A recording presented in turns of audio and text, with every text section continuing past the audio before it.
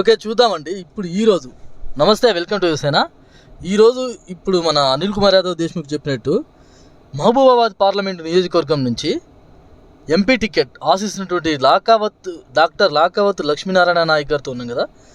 అసలు ఈ యొక్క ఎంపీ టికెట్ తనకు మాత్రం ఎందుకు ఇవ్వాలి? ఎందుకంటే తనతో పాటు ఉండేటువంటి ఇంకా చాలామంది అభ్యర్థులు ప్రముఖులు అందరూ కూడా లిస్టులో ఉన్నారు కాంగ్రెస్ పార్టీ నుంచి. సో తనకు మాత్రమే ఎంపీ టికెట్ ఎందుకు ఇవ్వాలి? ఆ ఎంపీ టికెట్ ఇవ్వడానికి గల అర్హతలు ఏంటి అనే ఒక మాటలు తన ద్వారా అడిగి తెలుసుకునే ప్రయత్నం చేద్దాం. అన్నగారు మీరు చెప్పండి. ఎందుకంటే దాదాపు బరిలో 30 నుంచి 40 మంది అభ్యర్థులు ఉన్నారు. వీళ్ళందరూ కూడా ప్రజాసేవ కోసమే వచ్చారు రాజకీయాల్లోకి. ఎవరైనా సరే ఒక రాజకీయాల్లోకి వచ్చే ఒక ఎంపీ, ఒక ఎమ్మెల్యే అభ్యర్థి వచ్చారంటే ప్రజాసేవ చేయడం కోసమే ఒక ముఖ్య ఏంతో వస్తారు. సో వాళ్ళందరూ చేయాలని ప్రజాసేవ మీరు మాత్రం ఏ విధంగా చేయగలరు? మీరు మంచి ప్రశ్న అడిగారు. అయితే ఏదైనా ఒక పోస్టుకు పనిచేయాలంటే ఒక అర్హత ఉండాలి. ఫర్ ఎగ్జాంపుల్, నేను ఎంబీబీఎస్ డాక్టర్గా పనిచేస్తున్నానంటే దాదాపు దానికి 8 నుండి 10 సంవత్సరాలు ఎంబీబీఎస్ అవుతే కానీ నేను పేషెంట్ని ముట్టుకోలేను. అలాగే ఒక టీచరు డిఎస్సి దాని ఎగ్జామినేషన్ రాస్తే ఒక టీచర్ అవుతారు. ఒక ఇంజనీర్ కూడా కన్స్ట్రక్షన్ డ్యామ్ చేయాలంటే కూడా దానికి ఒక అర్హత ఉండాలి.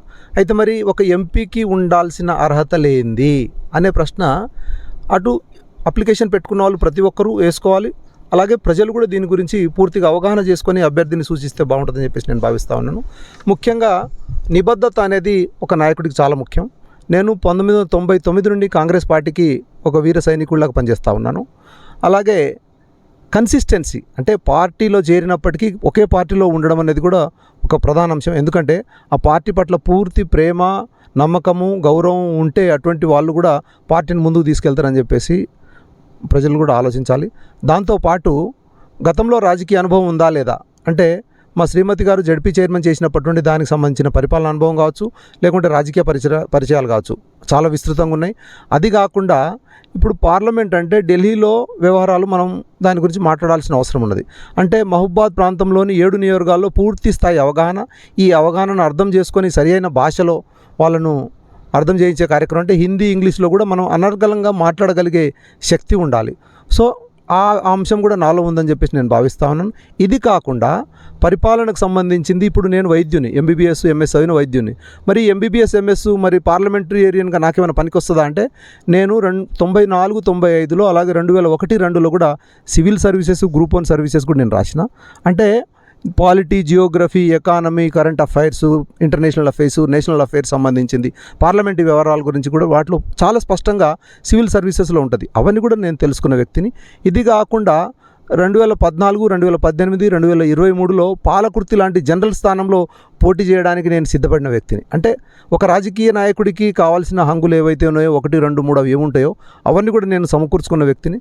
సో పార్లమెంటుకు సంబంధించి, మహబూబాబాద్ పార్లమెంటుకు సంబంధించింది అన్ని రకాల అమ్యునిషన్స్ అంటే సాధనములు, పరికరాలు నా దగ్గర ఉన్నాయి. కాబట్టి నేను ఈ ప్రాంతానికి ప్రాతినిధ్యం వహిస్తే వీరి బాధలను, వీరి భావాలను, వీరి కష్టాలను, వీరి ప్రయోజనాలను పార్లమెంటులో చాలా ఎఫెక్టివ్గా నేను ప్రజెంట్ చేయగలను. మీరు ఇంకోటి ఏంటంటే మీ స్థానికత వచ్చేసి జనగాం నుంచి మీరు మహబూబాబాద్కి వచ్చి ప్రజాసేవ చేసేంత టైం అయింది. ఎందుకంటే యాజ్ ఏ డాక్టర్గా మీరు ఒకవేళ ఎంపీగా గెలిచిన తర్వాత, టికెట్ వచ్చిన తర్వాత మీరు ఎంపీగా గెలిస్తే యాజ్ ఏ డాక్టర్గా అక్కడ వర్క్ చేస్తూ, ఎంపీగా చేస్తూ ఇక్కడికి వచ్చి సేవ చేసేంత టైం మీకు ఉంటుందా?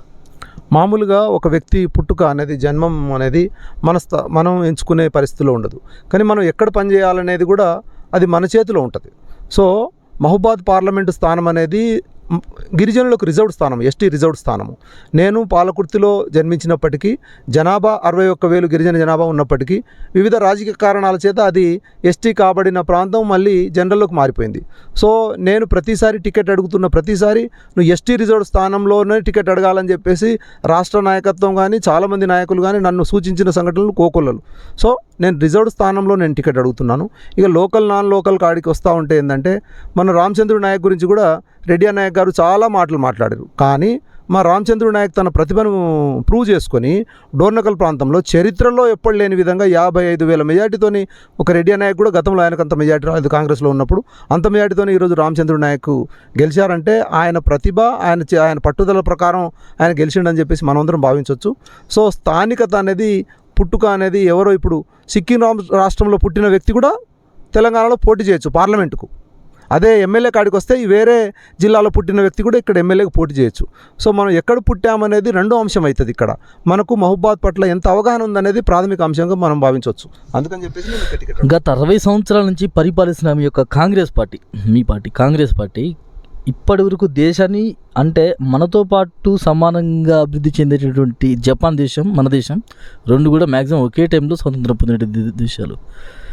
కానీ ఆ యొక్క జపాన్ దేశంలో హిరోషిమా, నాగసాకి అనే 2 జంట నగరాలపైన బాంబులు పేలడం దేశం మొత్తం ఒక 60-80 సంవత్సరాల వెనక్కి వెళ్ళిపోవడం జరిగింది. కానీ అలాంటి దేశమే ఈరోజు తలదన్నేలా ఇండియా కంటే ఒక 100 సంవత్సరాల ముందులో ఉంది. టెక్నాలజీ పరంగా కానీ, ఆర్థిక పరంగా కానీ, ఏ విధంగా చూసుకున్నా సరే ఒక 100 సంవత్సరాల ముందే ఉన్నది. మీ యొక్క కాంగ్రెస్ పార్టీ పరిపాలించిన ఇన్ని సంవత్సరాల్లో ఎప్పుడు చేయలేని పనిని ఈసారి మీరు చేస్తారని నమ్మకం ఏంటి రాష్ట్ర ప్రజలకు మరియు మీ ప్రాంత? కాంగ్రెస్ పార్టీ ఈ దేశానికి స్వాతంత్రం తీసుకొచ్చిన పార్టీ. స్వాతంత్రం వచ్చే నాటికి బ్రిటిష్ వాళ్ళు ఈ దేశం మొత్తాన్ని కొల్లగొట్టేసి వెళ్ళిపోయారు. అయితే ఆ రోజు నుండి ఈ రోజు వరకు ప్రభుత్వ రంగంలో కావచ్చు, ప్రైవేట్ రంగంలో కావచ్చు, లేకుంటే విద్యా వైద్య రంగాల్లో కావచ్చు, ఎన్నో అంశాల్లో కూడా అంటే జీరో స్టేజ్ నుండి కొంత స్థాయికి తీసుకొచ్చేందుకు అన్నిటికీ పునాదులు వేసిన పార్టీ కాంగ్రెస్ పార్టీ. పునాదులు భూమిలోనే ఉంటే అవి బయటికి కనిపించవు. అయితే బయట పునాది బలంగా ఉంటేనే పైన నిర్మించే గోడలు కానీ లేకుంటే నిర్మాణం కానీ చాలా గట్టిగా ఉంటుంది. ఈరోజు ఏవైతే ఫలాలు ఈ దేశ ప్రజలకు అందుతున్నాయో అవి ఆ రోజు కాంగ్రెస్ పార్టీ అందించిన పునాదుల మీద అందుతున్న ఫలాలని చెప్పేసి మనం భావించవచ్చు. ఉదాహరణకు ఒక మాట చెప్తాను. ఒక రైతు ఒక 5 సంవత్సరాలు 10 సంవత్సరాలు చిన్న మొలకను వేసేసి తోటను పెట్టేసి మామిడి తోటను పెంచుతాడు. తీరా పూత పూసేటప్పుడు, కాత కాసేటప్పుడు ఒక తోటమాలిడికి అక్కడ కాపల పెడతాడు. ఆ కాపల పెట్టుకున్న వ్యక్తి ఆ పండ్లను నమ్ముకొని, చూడు నేను నమ్మితే నాకు 100 రూపాయలు వచ్చినాయని చెప్పేసి చెప్తే అది చాలా హాస్యాస్పదంగా ఉంటుంది. ఇదే కాంగ్రెస్ పార్టీ వల్ల కదా కాంగ్రెస్ పార్టీ అధిష్టానంలో నుండి రాష్ట్రాలలో కాంగ్రెస్ ప్రభుత్వాలు వచ్చి అయినా కూడా దేశం అనేది, రాష్ట్రం అనేది చాలా సమస్యలు ఇప్పటికీ వెనకబడిపోయింది. కాంగ్రెస్ పార్టీ లీడర్లే చాలామంది కూడా ఈరోజు చూసుకుంటే అధిక సంపాదన విషయంలో వీళ్ళే ముందున్నారు. కాంగ్రెస్ పార్టీ లీడర్లే అంటే ఇది కాంగ్రెస్ పార్టీ అధిష్టాన లోపమా అర్థం అవ్వట్లేదు, లేదా మీలాంటి నాయకుల లోపమా? మీరు చెప్పండి. సంపద గురించి మాట్లాడినప్పుడు ఇప్పుడు ఒక ఊర్లో 1 కోటి రూపాయలు డబ్బులు ఉన్నాయనుకుందాం. 100 మంది దగ్గర అందరి దగ్గర లక్ష ఉండేసి ఒక్కడి దగ్గరనే 90 లక్షలు ఉన్నాయనుకో, అయినా సరే ఆ ఊరిలో 1 కోటి రూపాయల సంపద ఉందని చెప్పేసి అంటాము. ఈరోజు కూడా కాంగ్రెస్ నాయకుల దగ్గర సంపద ఉందని చెప్పేసి ఎవరన్నా అంటే అది శుద్ధ తప్పు. ఎందుకంటే దేశం మొత్తానికి సంబంధించిన ఒక 25% సంపద ఈరోజు అదాని చేతిలోకి వెళ్ళిపోయింది. బీజేపీ ప్రభుత్వం రాకముందు అదాని పరిస్థితి ఏంది, ఈరోజు అదాని పరిస్థితి అని చెప్పేసి మనం ఒక్కసారి పరిశీలిస్తే దేశంలో ఉన్న సంపద మొత్తం ఒక్కరి చేతిలోకి కొల్లగొట్టబడి బీజేపీ ఏమో ఒక్కరికి దోచిపెడతా ఉన్నది దేశాన్ని.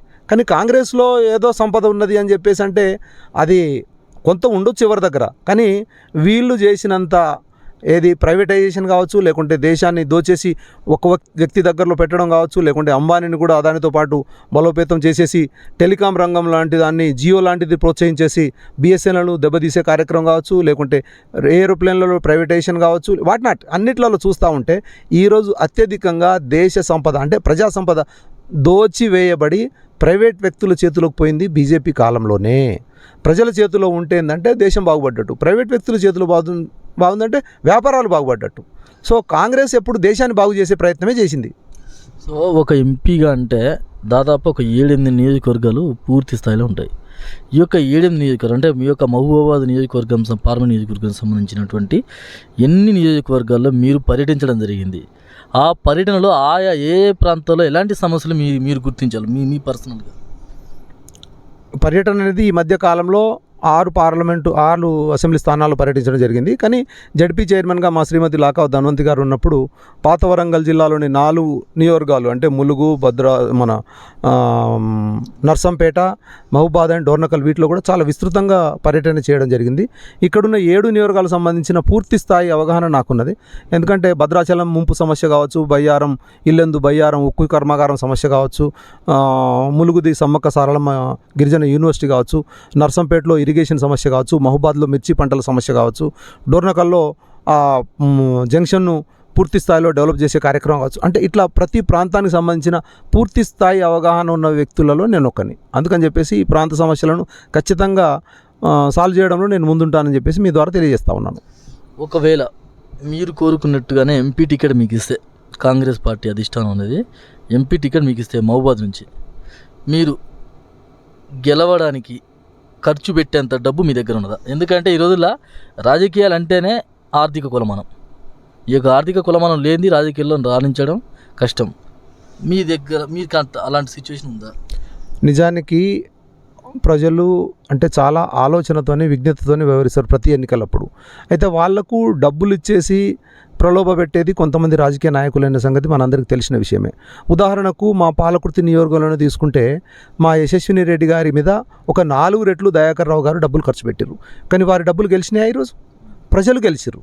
అంటే అయినా సరే రాజకీయానికి బండి నడవాలంటే కొద్దిగా పెట్రోల్ అన్నట్టుగా అవసరం ఉన్నట్టుగా రాజకీయంలో కూడా అన్ని అంగులు ఉండాలి ఒక అభ్యర్థి దగ్గర. నేను పాలకుర్తి లాంటి జనరల్ స్థానంలోనే పోటీ చేయడానికి అన్ని రకాలుగా సిద్ధపడ్డ వ్యక్తిని. సో మహబూబాద్ పార్లమెంటు పోరాటం చేయడం అనేది నాకు పెద్ద సమస్య కాదు. ఎందుకంటే ఖచ్చితంగా అన్ని రకాలుగా నేను సిద్ధపడ్డాను.